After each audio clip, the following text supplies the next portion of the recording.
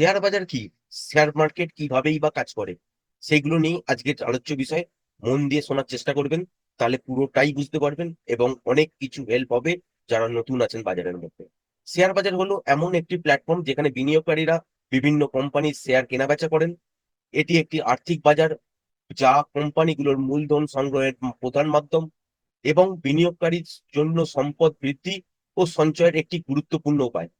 Share বাজারে অংশগ্রহণকারীরা সরাসরি বা পরোক্ষভাবে অর্থ বিনিয়োগ করে লাভ অর্জনের চেষ্টা করেন।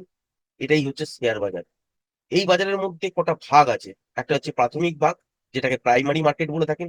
আর একটা হচ্ছে দ্বিতীয় ভাগ, যেটা হচ্ছে সেকেন্ডারি মার্কেট বলে থাকেন। প্রাথমিক বাজারে কোম্পানির শেয়ার প্রথমবারের মতন বিনিয়োগকারীদের কাছে প্রস্তাব করা হয়। এটি সাধারণত আইপিও ফরমেশনে আসে। প্রাথমিক বাজারে শেয়ার বিক্রয় কোম্পানিগুলো তাদের ব্যবসা পরিচালনা করার জন্য প্রয়োজনীয় অর্থ সংগ্রহ করে আইপিওর মাধ্যমে। উদাহরণস্বরূপ, একটি কোম্পানি যদি নতুন প্রজেক্ট শুরু করতে চায়, তাহলে তারা প্রাথমিক বাজারে শেয়ার বিক্রি করেই সেই প্রজেক্টের জন্য অর্থ সংগ্রহ করতে পারে। এবার আসি সেকেন্ডারি মার্কেটের কথা। সেকেন্ডারি মার্কেট হলো যেখানে প্রাথমিক বাজারে শেয়ারগুলো বিনিয়োগকারীদের মধ্যে লেনদেন করা হয়। বিনিয়োগকারীরা এই বাজারে শেয়ার কেনাবেচা করেন মার্কেট প্রাইস অনুযায়ী। শেয়ারের মূল্য বৃদ্ধি হোক বা শেয়ারের মূল্য হ্রাসই হোক, তার সরবরাহ এবং কোম্পানির কার্যকারিতা দ্বারা প্রভাবিত হয়। উদাহরণস্বরূপ, যদি একটি কোম্পানির শেয়ার ভালো পারফর্ম করে, তাহলে তার শেয়ারের দাম বাড়তে পারে এবং বিনিয়োগকারীরা সেই শেয়ার কিনতে আগ্রহী হতে পারেন। শেয়ার বাজারকে নিয়ন্ত্রণ করার জন্য দুটো প্রতিষ্ঠান আছে। একটা বোম্বে স্টক এক্সচেঞ্জ, আপনারা নাম শুনেই থাকবেন। আর একটা হচ্ছে NSC, national stock exchange. Bombay stock এক্সচেঞ্জকে বলা হয় বিএসসি, ন্যাশনাল স্টক এক্সচেঞ্জকে বলা হয় হচ্ছে এনএসসি। বিএসসি হলো ভারতের প্রাচীনতম শেয়ার বাজার, যার সদর দপ্তর মুম্বাইতে অবস্থিত। এটি বিশ্বের দ্রুততম স্টক এক্সচেঞ্জ গুলোর মধ্যে একটি, যেখানে প্রতিদিন হাজার হাজার কোম্পানির শেয়ার লেনদেন করানো হয়। বিএসসি প্রধান সূচক হলো সেন্সেক্স, যা বাজারের সামগ্রিক প্রবণতা সম্পর্কে ধারণা দেয়। এবার আসি ন্যাশনাল স্টক এক্সচেঞ্জের কথা, যার নাম বলা হয় এনএসসি। এনএসসি হলো ভারতের অন্যতম বৃহত্তম একটা স্টক এক্সচেঞ্জ, যা 1992 সালে প্রতিষ্ঠিত হয়েছিল। এনএসসির মূল সূচক হলো নিফটি 50, যা 50টি কোম্পানির শেয়ারের ওপর ভিত্তি করে। এটি বাজারের সামগ্রিক পারফরমেন্স এবং বিনিয়োগকারীদের মনোভাব সম্পর্কে তথ্য প্রদান করে। নিফটি 50 ভারতের শেয়ার বাজারের সামগ্রিক প্রবণতা এবং অর্থনৈতিক পরিস্থিতির উপর ভিত্তি করে ওঠানামা করে।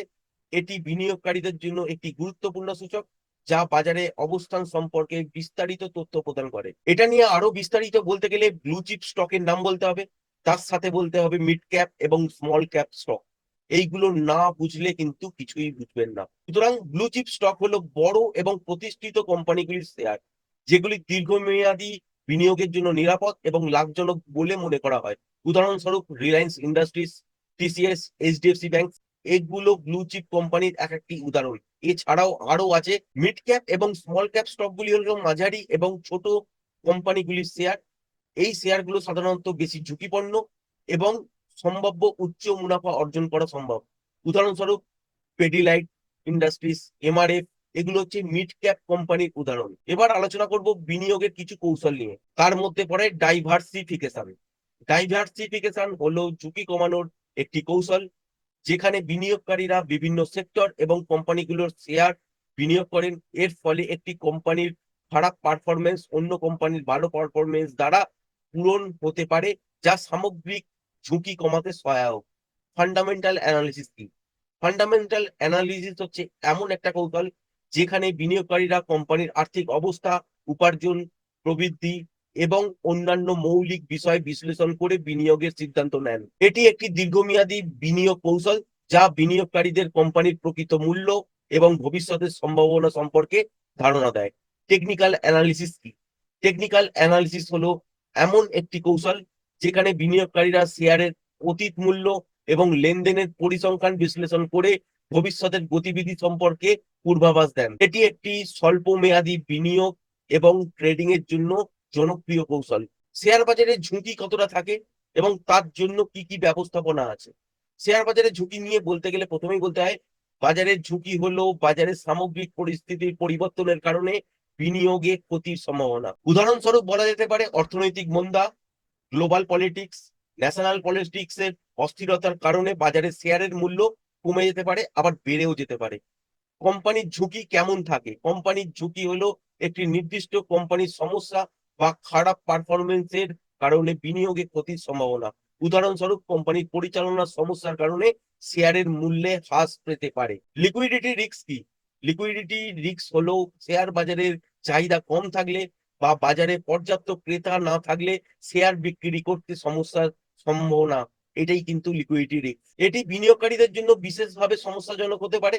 যখন তারা দ্রুত টাকা তুলতে চান তখন কিন্তু পান না, কারণ লিকুইডিটি কম থাকে, সেই জন্যই কিন্তু তুলতে পারেন না। ভিডিওটা শেষ হবার আগে শেয়ার বাজারে সফল হবার জন্য কিছু পরামর্শ দেওয়া রইল। নিয়মিত শিক্ষার কিন্তু প্রয়োজন। শেয়ার বাজারে অনেকেই আসছেন কিছু না জেনে, কোনো কোনো শেয়ারে পয়সা লাগাচ্ছেন, দুদিন হয়তো পয়সা পেয়ে যাচ্ছেন, তারপর কিন্তু তারা শিক্ষাটা শিখতে চান না। আপনারা ছোট থেকে বড় হয়েছেন, এখন চাকরি করছেন বা ব্যবসা করছেন, আপনারা কিন্তু পুরো শিক্ষাটা শিখে তারপর জীবিকার জন্য কিছু না কিছু করছেন।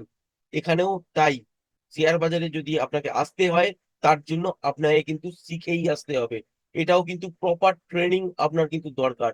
অ্যাকচুয়ালি বাজার কি, কিভাবে কাজ করে, এইগুলো সব প্রাইমারি বিষয়, যেমন যেগুলো আপনাদের সাথে আমরা শেয়ার করছি একটা ধারণা দেওয়ার জন্য। কিন্তু এটাই শেয়ার বাজার নয়, এর মধ্যে নেমে দেখতে হবে এর মধ্যে আরো কতটা ভাস্ট সাবজেক্ট ছড়িয়ে আছে, সেটাকে নিয়ে কালেক্ট করতে হবে এবং আপনাকে বুঝতে হবে যে এখানে কিরম ভাবে বাজারের মধ্যে কাজ করে, কত রকম বাজার আছে, কি রকম ভাবে কাজ করে, কোথায় কোথায় বিনিয়োগ করা যায়। শেয়ার বাজার সম্পর্কিতে নিয়মিত পড়াশোনা করতে হবে এবং বাজারের পরিস্থিতি সম্পর্কে আপডেট থাকা অত্যন্ত কিন্তু জরুরি।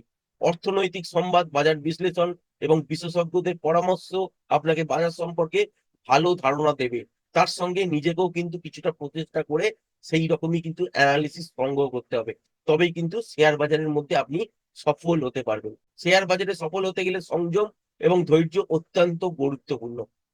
বাজারের ওঠানামার সময় সংযম বজায় রাখা এবং দীর্ঘমেয়াদী পরিকল্পনা অনুসরণ করা, বা শর্ট টার্মেও যারা বিনিয়োগ করেন তাদেরও কিন্তু কিছু স্ট্র্যাটেজি মেনে বিনিয়োগ করা, তবেই কিন্তু হবে। যখন তখন কিনে নেওয়া, যখন তখন বেচে দেওয়া, সেটা কিন্তু না করাই ভালো।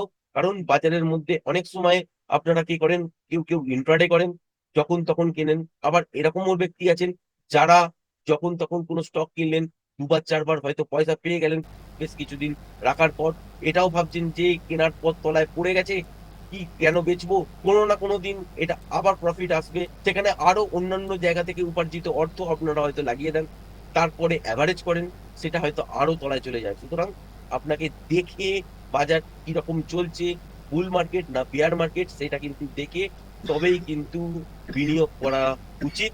বা গুরুত্বপূর্ণ যারা শেয়ার মার্কেট নিয়ে রেগুলার আলোচনা করেন তাদের পরামর্শ নিয়ে নেওয়া অত্যন্ত আবশ্যক। সঙ্গে নিজেরও জানা এবং ইন্টারনেটের মাধ্যমে অনেক কিছু জিনিস খুঁজে পাবেন, যেগুলো নিয়ে আপনারা কিন্তু স্টাডি করতে পারেন। এটা কিন্তু একদিন দুদিন বা এক মাস দু মাসে হবে না, এটা কিন্তু নিয়মিত করতে করতে আপনারা এক বছর দু বছর পর নিশ্চয়ই এটা নিয়ে অনেকটাই এগিয়ে যাবেন। পোর্টফোলিও কিভাবে পরিচালনা করবেন? বিনিয়োগকারীরা তাদের পোর্টফোলিও নিয়মিত পর্যবেক্ষণ করেন, আপনারাও কিন্তু করুন এবং সময় মতন প্রয়োজনীয় পরিবর্তন করা উচিত। এটি ঝুঁকি কমাতে এবং মুনাফা বাড়াতে কিন্তু সহায়ক করবে। যে কোনো স্টক আপনি যদি আজকে কিনে রেখে দেন, ভাবেন যে 30 বছর 40 বছর ধরে রেখে দেবো, তারপর দেখবো, তাতে কিন্তু প্রফিট পাবেন, কিন্তু সেই তুলনায় পাবেন না যতটা আপনি সময়ে সময়ে যদি সেটাকে কাট অফ করতেন, তারপর আবার সময় মতন কিনতেন। কারণ এর জন্য আপনাকে টেকনিক্যাল নলেজ এটা কিন্তু জানতেই হবে, তার সাথে আপনাকে কিছু ফান্ডামেন্টাল শিখতে হবে, জানতে হবে, এর সাথে কিছু অ্যানালিসিস এর বিশ্লেষণ দেখতে হবে এবং নিজের সঙ্গে মিলিয়ে দেখতে হবে, তবেই কিন্তু পোর্টফোলিওটাকে আপনারা ম্যানেজ করতে পারবেন। শেয়ার বাজার সম্পর্কে আরো জানতে আপনারা বই পড়তে পারেন, নিচে ডেসক্রিপশন বক্সের মধ্যে বইগুলোর নাম আমি দিয়ে দেবো অথার সমেত, এবং সেইগুলোকে আপনারা কিন্তু দেখতে পারেন। এছাড়াও আপনারা অনলাইন কোর্স করতে পারেন, বিভিন্ন প্ল্যাটফর্মের মধ্যে এখন অনলাইন কোর্স করানো হয়, সেই কোর্সগুলো করলে আপনাদের বাজার সম্বন্ধে আইডিয়াটা আরো বেড়ে যাবে এবং আপনারা আস্তে আস্তে করে এগিয়ে যেতে পারবেন। ভারতীয় শেয়ার বাজারের প্রবণতা কি বলছে? বর্তমান পরিস্থিতি অনুযায়ী ভারতীয় শেয়ার বাজারে বিশ্ব অর্থনীতি সামঞ্জস্যপূর্ণ চলছে। বড় কোম্পানিগুলো যেমন আইটি, এফএমসিজি এবং বিএফএসআই সেক্টরে কিন্তু বৃদ্ধি প্রত্যক্ষ করা হচ্ছে। পাশাপাশি বিশেষ কিছু সেক্টর, গ্রিন এনার্জি এবং ফিনটেকেও কিন্তু সম্ভাবনা দেখা যাচ্ছে। ভবিষ্যতের জন্য দীর্ঘমেয়াদে ভারতীয় শেয়ার বাজারে উন্নয়নের জন্য বিশাল সুযোগ রয়েছে। তরুণ জনসংখ্যা, প্রযুক্তিগত উন্নতি এবং নীতিগত সংস্কার বাজারে ইতিবাচক প্রভাব ফেলবে। আশা করি ভিডিওটা পছন্দ হয়েছে। ভিডিওটা যদি পছন্দ হয়ে থাকে চ্যানেলটাকে অবশ্যই লাইক, শেয়ার, সাবস্ক্রাইব করবেন। আজকের ভিডিওটা এই পর্যন্তই। ধন্যবাদ।